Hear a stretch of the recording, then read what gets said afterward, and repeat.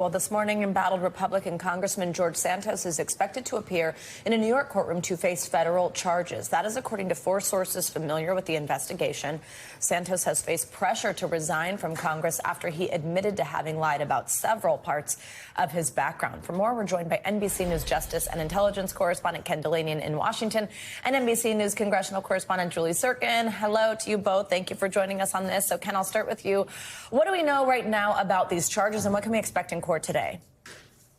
Good morning, Savannah. Well, the charges remain under seal, so we don't know the nature of them. Prosecutors aren't commenting. Santos's lawyer did not respond to our request for comment. We only know that he's been under investigation for some time over a host of matters ever since it emerged that he lied about his resume and biography, principally including the way he funded his campaign. There was a loan of a large sum of money, $700,000, a personal loan that he made to his campaign, and there have been questions about where that money came from. There also have been a host of extraneous allegations made against Santos, from sexual harassment to an accusation that he stole money from a homeless veteran that was intended for life-saving surgery for that veteran's dog. So a panoply of issues here.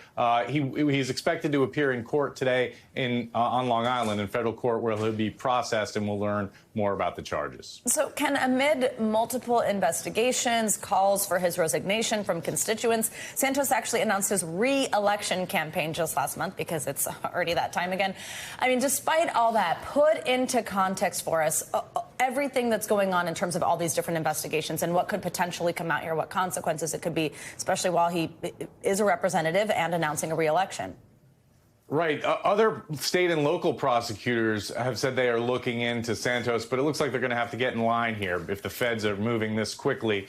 And there's also a House Ethics Committee inquiry into Santos. If he's, we're looking way ahead here, but if he's convicted of a crime, that doesn't mean he's out of the House of Representatives. It takes a 2/3 vote to oust him. So he is facing a lot of headwinds, but as an elected representative, he has that in his pocket. Guys. Julie, let's bring you in here. Tell us reaction from fellow members of Congress to this news.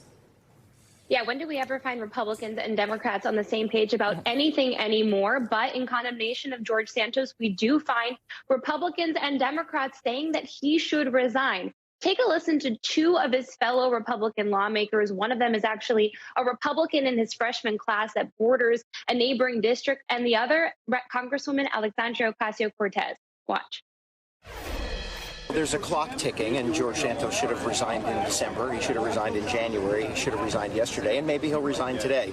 But sooner or later, honesty and justice will be delivered to him. I think any time that the public's trust is violated in such a way is a profound betrayal of what we seek here to do, which is to serve the American people. But he will have his day in court.